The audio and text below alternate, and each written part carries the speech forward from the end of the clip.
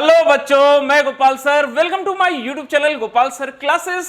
Class 12 physics नए सत्र की क्लासेस हो चुकी है शुरू बच्चों, और हमने स्टार्ट किया था चैप्टर नंबर 9 प्रकाश की ऑप्टिक्स। और मैंने आपको बताया सबसे पहले हम आपको पढ़ा रहे हैं किरण प्रकाशिकी के बारे में, रे ऑप्टिक्स के बारे में। और ये जो चैप्टर है ना बच्चों, थोड़ा सा बड़ा चैप्टर है। हमने इसको 5 पार्ट में 5 पार्ट्स में डिवाइड कर दिया है, ए बी सी डी और ई। और अभी हम देख रहे हैं बच्चों चैप्टर 9D प्रिज्म में अपवर्तन। और आज है हमारा लास्ट लेक्चर इस चैप्टर का, और हम आपको पढ़ाने वाले हैं इंद्रधनुष रैम्बो।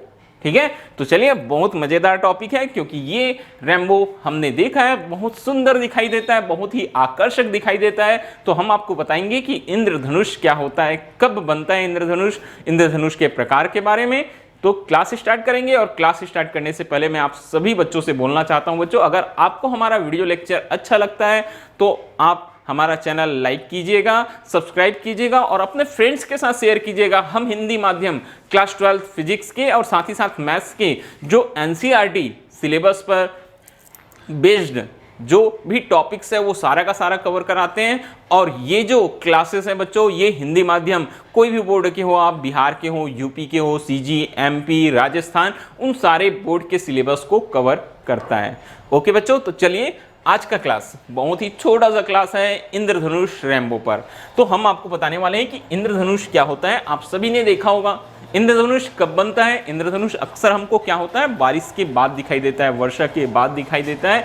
तो हमने सोचा, ठीक है, कभी ना कभी ये सोचा होगा कि ये बारिश के बाद ही क्यों दिखाई देता है, या इंद्रधनुष में इतने सारे रंग कहां से आते हैं। ठीक है, और भी बहुत सारी बातें हैं क्लास में हम करेंगे बच्चों। सबसे पहले सुनेंगे कि इंद्रधनुष क्या है, इंद्रधनुष क्या होता है, ये देखिएगा। इंद्रधनुष रैम्बो कब बनता है, मैंने बताया वर्षा के दिनों में, वर्षा के पश्चात ही बनता है। कई बार हल्की हल्की बारिश होती रहती है, फिर भी हमको आसमान में इंद्रधनुष दिखाई देता है। ठीक है, तो बोलते हैं कि वर्षा के दिनों में वायुमंडल में उपस्थित वर्षा की बूंदों में सूर्य के प्रकाश के कारण, ठीक है, वर्षा जब होती रहती है, बहुत हल्की बारिश होती है, या वर्षा की जो बूंद रहती है ना, उसमें जब सूर्य का प्रकाश जाता है, सूर्य का क्या जाता है बच्चों, प्रकाश जाता है, तो वहां प्रकाश से संबंधित कुछ घटनाएं होती है। कौन सी घटनाएं? अपवर्तन है, पूर्णांतरिक परावर्तन है, वर्ण विक्षेपण है। ये सारी की सारी घटनाएं होती है। इसलिए सूर्य का जो प्रकाश है वो कितने रंगों में, अपने अवयवी रंगों में। सूर्य का प्रकाश 7 रंगों से मिलकर बनता है, तो वो 7 रंगों में विभक्त हो जाता है और हमको रैम्बो इंद्रधनुष दिखाई देता है। वही सूर्य के प्रकाश के 7 रंग हमको इंद्रधनुष के रूप में दिखाई देते हैं। ठीक है, ये होता तो है पूरा का पूरा वृत्ताकार, मगर हमको दिखाई कैसे देता है, अर्धवृत्त के रूप में, एक आर्क के रूप में, एक चाप के रूप में दिखाई देता है। ठीक है, तो रीजन समझ में आया। सूर्य का प्रकाश वर्षा की बूंदों में प्रवेश करता है, वहां कौन सी घटना होती है, अपवर्तन होती है, पूर्णांतरिक परावर्तन होता है और वर्ण विक्षेपण होता है। तो इन सारी घटनाओं के कारण से, इन सारी घटनाओं के कारण से क्या होता है, इंद्रधनुष का निर्माण होता है। 7 रंगों का बना होता है इंद्रधनुष रैम्बो। ठीक है, आगे अब देखिए, इंद्रधनुष को मुख्य रूप से 2 प्रकार में बांटा गया, और रीजन देखो क्या होता है। अक्सर देखना, कई बार इंद्रधनुष जब हमको आसमान में दिखाई देता है बच्चों, तो क्या होता है, एक साथ 2-2 इंद्रधनुष दिखाई देते हैं। कितने इंद्रधनुष दिखाई देते हैं? 2। एक तो बहुत बढ़िया दिखाई देता है, चमकीला, सभी के सभी रंग क्लियर होते हैं, और एक थोड़ा सा फीका होता है, धुंधला जैसे। तो इंद्रधनुष को 2 प्रकार में बांटा गया है। पहला जो प्रकार होता है ना बच्चों, वो होता है प्राथमिक इंद्रधनुष। कौन सा प्रकार होता है? प्राथमिक इंद्रधनुष। तो प्राथमिक इंद्रधनुष के बारे में हम आपको बताते हैं, प्राइमरी रैम्बो के बारे में। प्राथमिक इंद्रधनुष का जो निर्माण होता है, ठीक है, जल की बूंदों द्वारा सूर्य की किरणों के 2 अपवर्तन और 1 पूर्णांतरिक परावर्तन के कारण। मतलब जो वर्षा की बूंदें रहती है ना, उसमें जब प्रकाश जाती है बच्चों, तो कितना अपवर्तन बोलता है, वहां 2 अपवर्तन होता है और 1 पूर्णांतरिक परावर्तन होता है। तो कौन सा? प्राथमिक इंद्रधनुष, प्राइमरी रैम्बो का निर्माण होता है। ठीक है, और यहां बताता है कि प्राथमिक इंद्रधनुष में लाल रंग बाह्य किनारे पर तथा जो बैगनी रंग रहता है वह आंतरिक किनारे पर होता है। ठीक है, कौन सा रंग? लाल रंग जो होता है वो बाह्य किनारे पर होता है बोलता है। तो चलिए हम थोड़ा सा यहां डायग्राम से समझते हैं इस चीज को। ठीक है, यहां देखिएगा डायग्राम में,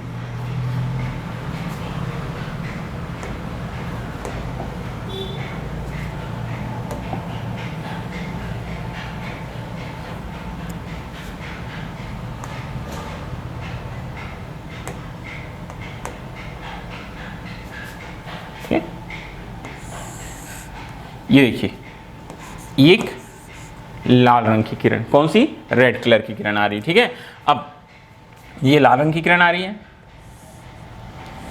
वर्षा की बूंद है इस तरीके से।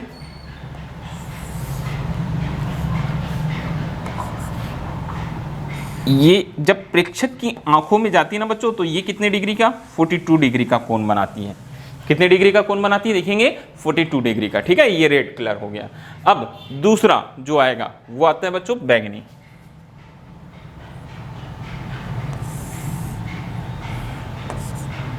वायलेट,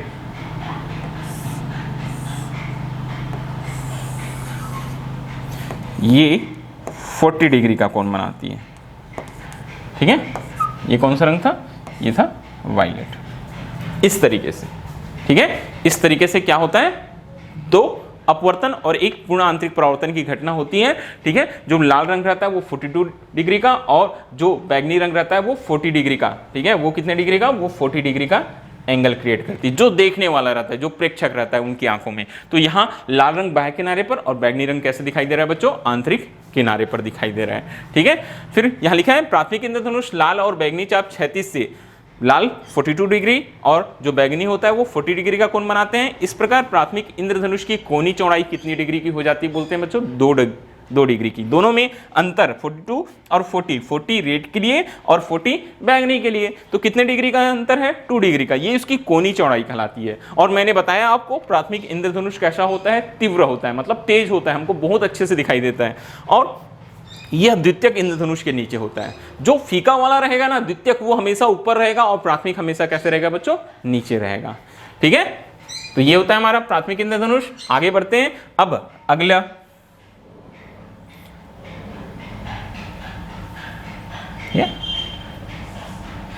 इसके बाद हम देखेंगे नेक्स्ट द्वितीयक इंद्रधनुष। कौन सा इंद्रधनुष देखेंगे हम, द्वितीयक इंद्रधनुष। ठीक है, देखिए द्वितीयक इंद्रधनुष। द्वितीयक इंद्रधनुष सेकेंडरी रेनबो का निर्माण जल की बूंदों द्वारा सूर्य की किरणों के 2 अपवर्तन और 2 पूर्ण आंतरिक परावर्तन से।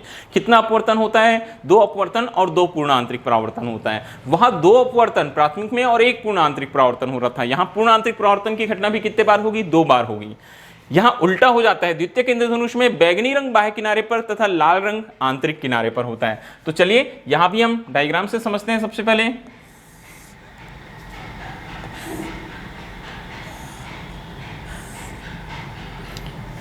ये कुछ इस तरह से होता है बच्चों। ठीक है,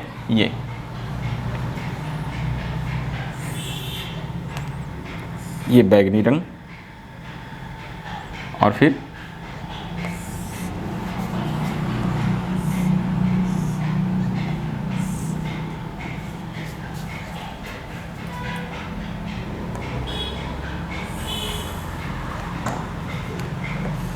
ये लाल।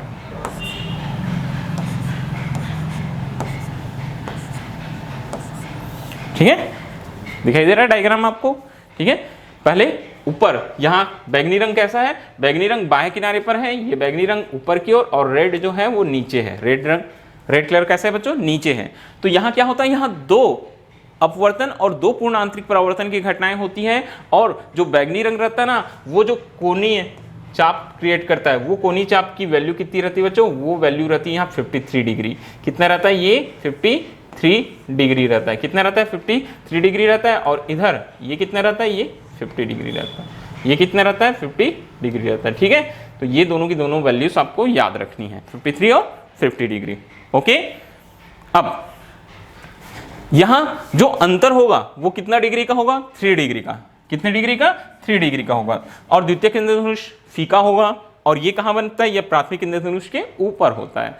तो ये जो मैंने पॉइंट्स आपको बताया ना, यही आप अंतर में भी लिख सकते हैं। देखिए कितने पॉइंट्स हो रहे हैं, ये 1 2 3 4 और 5 पॉइंट्स, ये आप अंतर में भी लिख सकते हैं, क्योंकि अंतर बहुत ज्यादा पूछा जाता है एग्जाम्स में कि प्राथमिक और द्वितीयक इंद्रधनुष में जो अंतर है वो लिखिए। ठीक है, अब यहाँ एक बहुत ही महत्वपूर्ण चीज मैं आपको बता रहा हूं, बहुत ध्यान से देखेंगे बच्चों। क्या है ये महत्वपूर्ण चीजें, देखो द्वितीयक इंद्रधनुष में क्या हो रहा है, जो प्रकाश किरणें आ रही है वो जल की बूंदों के कहां से आ रही है, नीचे से आ रही है, केंद्र के नीचे से आ रही है, नीचे से आपतित हो रही है। ये वायलेट भी और जो रेड है। और जो प्राथमिक इंद्रधनुष रहती है ना, वहां कहां से आती है, केंद्र के ऊपर से आती है, यही इसमें मुख्य अंतर होता है। इसलिए वहां 2 अपवर्तन और 1 पूर्ण आंतरिक परावर्तन होता है, और यहां 2 अपवर्तन और 2 पूर्ण आंतरिक परावर्तन रहते हैं, और रंगों का क्रम बदल जाता है। वहां लाल रंग बाह्य किनारे पर और बैंगनी रंग आंतरिक किनारे पर, यहां बैंगनी रंग बाह्य किनारे पर और लाल रंग आंतरिक किनारे पर हो जाता है। तो ये पॉइंट याद रहेगा ना। क्या चीज बताया मैंने, आपतित किरण।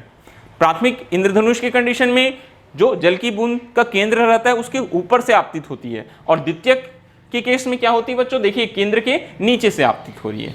ओके, अब चलिए कुछ और महत्वपूर्ण चीजें हैं इस टॉपिक में, वो देख लेते हैं। बहुत ही इंपॉर्टेंट फैक्ट्स हैं। आखिर इंद्रधनुष का निर्माण होता है तो कब होता है, तो यहां लिखा हुआ है बच्चों कि इंद्रधनुष जो होता है वो तभी बनता है, बोलते हैं जब वर्षा के बाद क्या हो जाए, सूर्य निकल जाए। वर्षा के बाद क्या हो जाता है, बोलता है सूर्य निकल जाता है, और क्या हो, वो चमकीला हो। कैसा हो वो, चमकीला हो, तभी बनेगा। अगर वर्षा के बाद सूर्य नहीं निकल रहा है या सूर्य का प्रकाश धीमा है तो कभी भी इंद्रधनुष का निर्माण नहीं होता। ठीक है, ये चीज याद रखना। ना तो क्या होता, हर वर्षा के बाद इंद्रधनुष बनना चाहिए, मगर ऐसा होता नहीं है।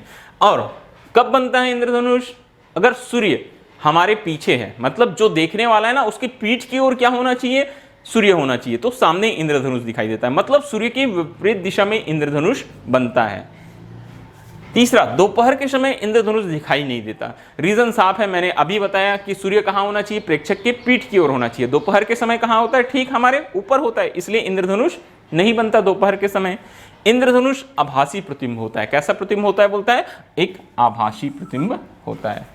ओके, तो ये था क्लास बच्चों, इंद्रधनुष, दोनों की परिभाषा और अंतर याद रखिएगा, बहुत इंपॉर्टेंट होता है। तो चलिए आज के लिए बस इतना ही, फिर अब मिलेंगे हम नए चैप्टर में लेक्चर नंबर 1 के साथ, एक नए टॉपिक के साथ। Okay, thank you.